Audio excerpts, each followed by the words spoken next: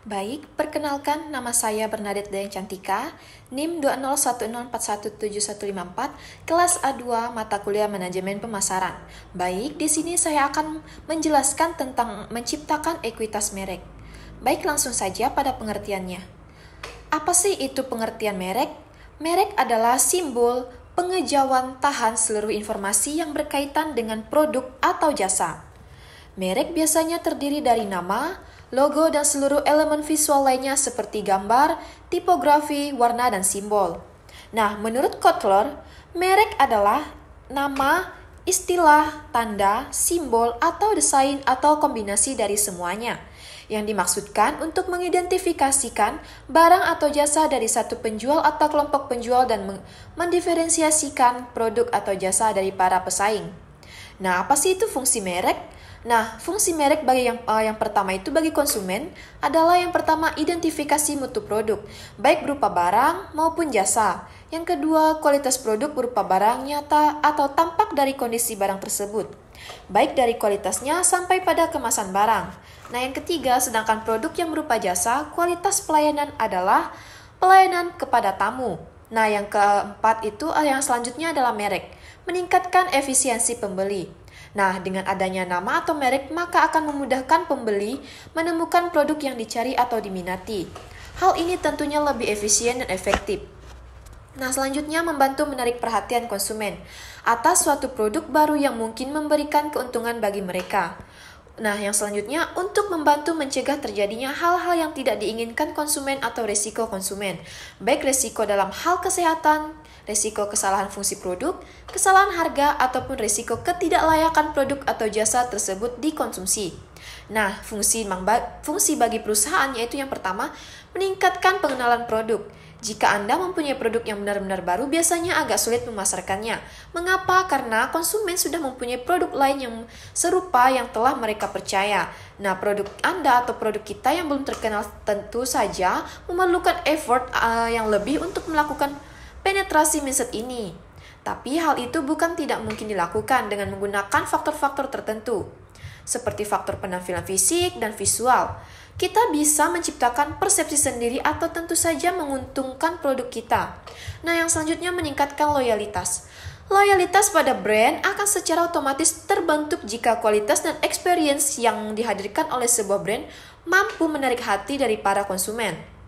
Nah, contohnya, untuk penggemar kopi brand X misalnya, walaupun sudah banyak berdatangan brand kopi yang baru dengan rasa yang lebih baru juga, biasanya konsumen akan tetap membeli kopi brand X karena menurutnya aroma dan rasanya yang begitu khas dan mengenakan membuat konsumen tersebut tetap kembali pada brand kopi X tersebut dan tak ragu untuk merekomendasikan brand tersebut kepada orang lain. Nah, yang selanjutnya membantu positioning produk. Branding sebaiknya membantu produk untuk dikenal sebagaimana adanya. Bagaimana dengan harga dan kualitasnya? Branding akan membantu Anda mendapatkan produk Anda sesuai kelasnya. Yang selanjutnya memudahkan pengenalan produk baru. Jika Anda sudah mempunyai brand yang terkenal, sangat mudah untuk membuat varian produk baru. Karena untuk konsumen yang sudah loyal dengan brand Anda, akan dengan mudah jatuh cinta karena mereka telah percaya dengan reputasi brand sebelumnya. Sayangnya hal ini bisa berakibat sebaiknya.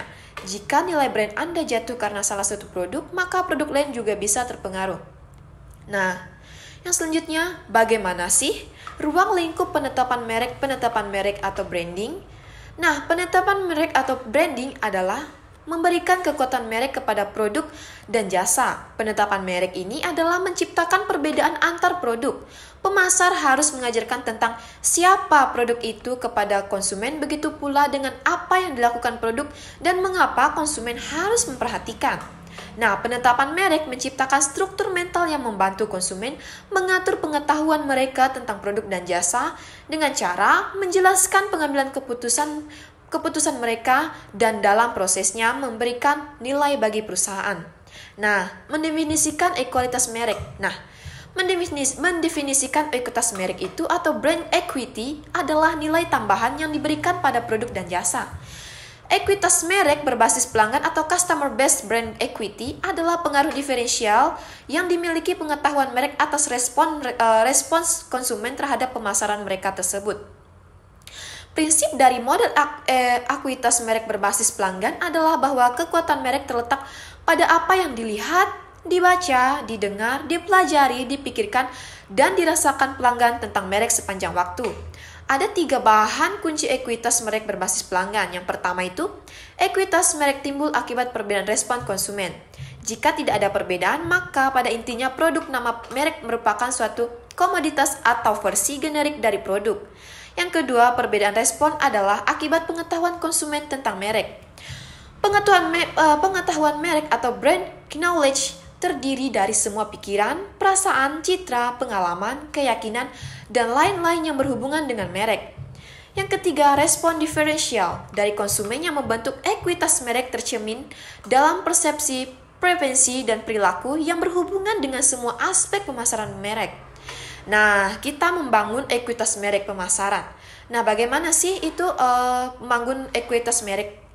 Nah, pemasar membangun ekuitas merek dengan menciptakan struktur pengetahuan merek yang tepat untuk konsumen yang tepat. Nah, proses ini bergantung pada semua kontak yang berhubungan dengan merek baik dilakukan oleh pemasar maupun bukan. Dari perspektif manajemen pemasaran ada 3 kumpulan utama penggerak ekuitas merek, yaitu yang pertama pilihan awal untuk elemen atau identitas merek yang membentuk merek. Kedua, produk dan jasa serta semua kegiatan pemasaran dan program pemasaran pendukung yang menyertainya. Yang ketiga, asosiasi lain yang diberikan secara tidak langsung ke merek dengan menghubungkan merek tersebut dengan beberapa entitas lain. Nah, selanjutnya itu bagaimana sih memilih elemen merek. Nah, elemen merek adalah alat pemberi nama dagang yang mengidentifikasikan dan mendiferensiasikan merek. Pemasar harus memiliki elemen merek untuk membangun ekuitas merek sebanyak mungkin. Elemen-elemen ini adalah apa yang dipikirkan atau dirasakan konsumen terhadap merek jika hanya elemen mereka yang mereka ketahui. Elemen merek yang memberikan kontribusi positif pada ekuitas merek. Adapun 6 kriteria untuk memilih elemen merek, yaitu yang pertama, dapat diingat, berarti dapat disukai, dapat ditransfer, dapat disesuaikan, dan yang terakhir, dapat dilindungi. Dapat diingat, berarti, dan dapat disukai adalah pembangunan merek, dapat ditransfer, dapat disesuaikan, dan dapat dilindungi berhubungan dengan cara mempengaruhi dan melindungi ekuitas elemen merek dalam menghadapi peluang dan keterbatasan. Nah, selanjutnya itu ada merancang kegiatan pemasaran holistik. Nah, pelanggan mengenal mereka melalui banyak sentuhan dan titik kontak. Observasi dan penggunaan pribadi, berita dari mulut ke mulut, interaksi dan personal perusahaan, pengalaman online atau telepon, dan transaksi pembayaran. Kontak merek atau brand kontak adalah semua pengalaman yang membawa informasi, baik positif maupun negatif yang dimiliki pelanggan atau prospek dengan merek. Kategori produk atau pasar yang berhubungan dengan produk atau jasa pemasar holistik menekankan 3 tema baru yang penting dalam merancang program pemasaran pembangunan merek. Personalisasi, integrasi, dan internalisasi. Nah, pemasaran personalisasi adalah tentang memastikan merek dan pemasarannya serelevan mungkin dengan sebanyak mungkin pelanggan sebuah tantangan, mengingat tidak ada 2 pelanggan yang identik. Nah, integrasi. Pemasaran integrasi adalah atau integrate marketing adalah tentang membaurkan dan menyesuaikan kegiatan pemasaran untuk memaksimalkan efek individual dan kolektif mereka. Kita dapat mengevaluasi semua kegiatan pemasaran terintegrasi berdasarkan efektivitas dan efisiensi kegiatan tersebut dalam mempengaruhi kesadaran merek dan menciptakan, mempertahankan, atau memperkuat citra merek. Nah, yang selanjutnya, internalisasi. Penetapan merek internal atau internal branding adalah kegiatan dan proses yang membantu memberi informasi dan menginspirasi karyawan. Beberapa prinsip penting untuk penetapan merek internal adalah yang pertama, memilih saat yang tepat, kedua, menghubungkan pemasaran internal dan eksternal, ketiga, menghidupkan merek bagi karyawan. Nah, yang selanjutnya itu ada penilaian merek. Nah, penilaian merek atau brand valuation adalah pekerjaan memperkirakan nilai keuangan total dari merek. Ada 5 langkah yang harus ditempuh dalam menentukan nilai merek, yaitu yang pertama, segmentasi pasar. Nah, langkah ini perusahaan membagi pasar ke dalam beberapa segmen di mana mereka dijual ke segmen pelanggan yang semaunya terpisah dengan maksud untuk membantu menentukan varian nilai ekonomis merek. Yang kedua, analisis keuangan proses. Menganalisis keuangan dimulai dengan menilai harga, volume dan frekuensi pembelian, melakukan tinjauan ekuitas merek, industri dan tren pelanggan, serta kinerja keuangan historis di setiap segmen. Kegiatan tersebut dilakukan untuk membantu menetapkan perkiraan penjualan dan pendapatan merek yang akurat di masa depan. Pendapatan merek yang telah ditetapkan dikurangkan dengan biaya operasi untuk menghasilkan laba sebelum pajak atau EBIT. Kemudian EBIT yang diperoleh dikurangkan dengan pajak dan biaya modal untuk mendapatkan nilai laba yang tidak terwujud. Yang ketiga, peran penetapan merek. Setelah mendapatkan laba tidak berwujud, perusahaan mengidentifikasi berbagai pendorong permintaan, lalu menentukan tingkat pengaruh merek terhadap segmen secara langsung. Penilaian peran penetapan merek didasarkan pada riset pasar, lokarya klien, serta wawancara dan mempresentasikan presentasi laba tidak berwujud. Dengan mengalihkan peran penetapan merek dan laba tidak berwujud akan menghasilkan laba merek. Nah, kekuatan merek langkah selanjutnya yaitu menilai kekuatan merek untuk menentukan kemungkinan merek dapat mewujudkan laba yang diramalkan. Laba merek yang diramalkan yang telah diaplikasikan oleh tingkat diskonto merek akan menghasilkan nilai merek merupakan nilai sekarang bersih dari laba merek. Yang terakhir yang kelima yaitu perhitungan nilai merek. Perhitungan nilai merek mencakup periode yang diramalkan dan periode setelahnya yang mencerminkan kemampuan merek untuk terus menghasilkan laba masa depan. Nah, yang selanjutnya itu ada mengelola ekuitas merek. Nah, yang pertama itu ada penguatan merek. Ekuitas merek diperkuat dengan tindakan pemasaran yang konsisten dengan menyampaikan arti suatu merek dalam hal yang pertama produk apa yang dipresentasikan oleh merek, apa manfaat yang diberikan dan di kebutuhan apa yang dipenuhi, bagaimana merek membuat produk menjadi unggul, disukai dan unik harus berada pada pikiran konsumen. Konsistensi di sini bukan berarti tidak ada perubahan. Artinya, jika kondisi memungkinkan, maka perlu diadakan perubahan untuk mempertahankan kekuatan suatu merek. Dengan kata lain, sebuah tindakan inovasi juga diperlukan untuk memperkuat merek dengan syarat perubahan tersebut tidak menyimpang dari positioning yang telah berhasil.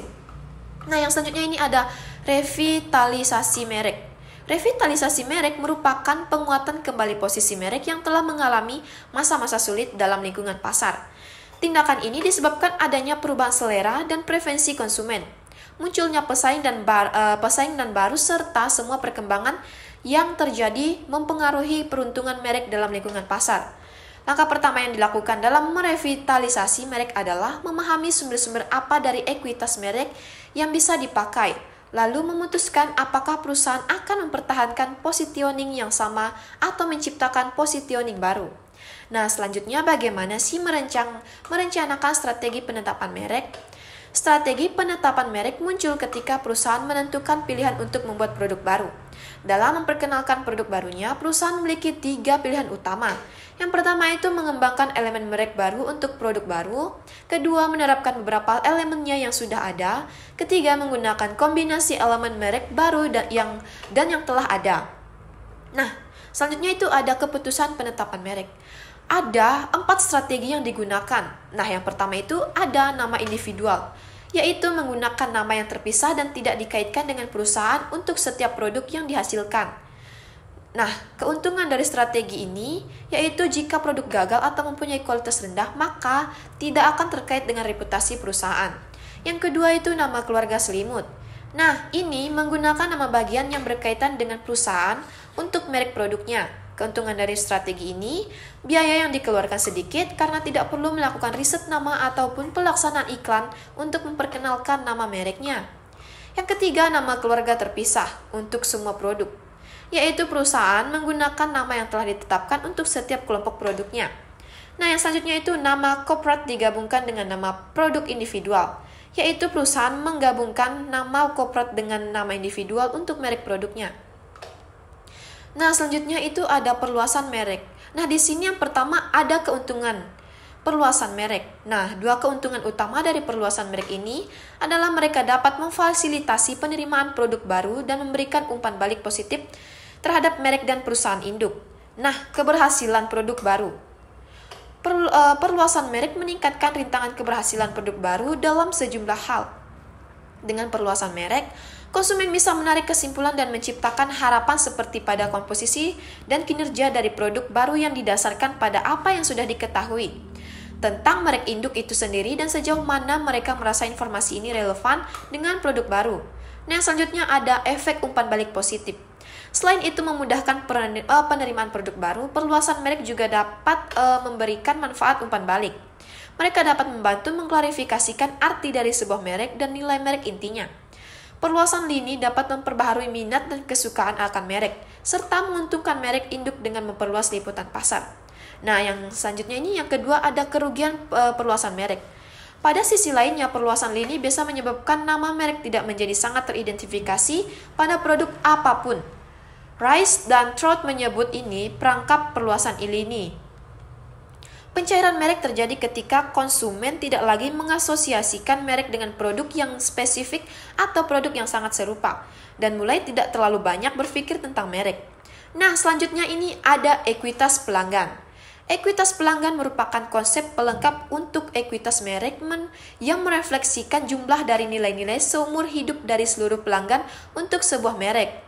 Terakhir, kita dapat menghubungkan ekuitas merek dengan salah satu konsep pemasaran penting lainnya.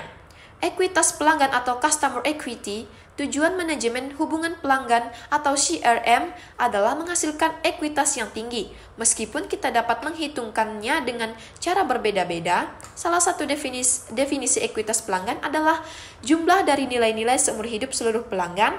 Nilai seumur hidup pelanggan dipengaruhi oleh pertimbangan pendapatan biaya yang berhubungan dengan akuisisi pelanggaran, retensi, dan penjualan silang. Nah, akuisisi dipengaruhi oleh sejumlah prospek, probabilitas akuisisi dari suatu prospek, dan pengeluaran akuisisi per prospek. Nah, retensi dipengaruhi oleh tingkat retensi dan tingkat pengeluaran retensi. Baik, sekian penjelasan dari saya.